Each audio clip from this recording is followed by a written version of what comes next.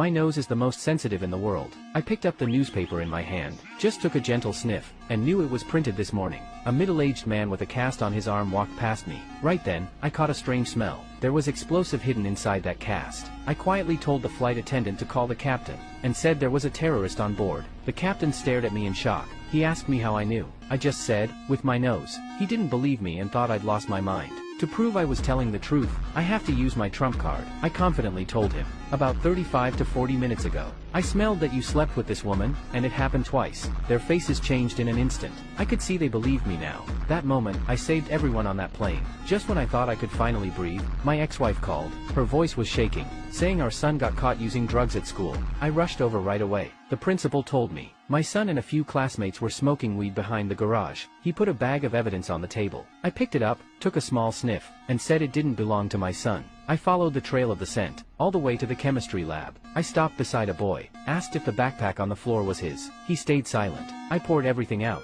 Several packs of weed dropped onto the table. I looked at him and said, he was the real dealer in this school. Then I turned and walked away, leaving the principal frozen in disbelief. Right after I handled my son's case, then my friend called again. A construction company owner was found dead in his apartment. There were no clues or traces at the scene. I arrived at the scene, closed my eyes. Focusing my mind, I took a gentle sniff. I concluded it was a homicide, because the coffee the victim drank was mixed with digoxin. It's a heart medication, and more than 0.1 grams is enough to be fatal. Then by the smell alone, I described exactly what the killer looked like.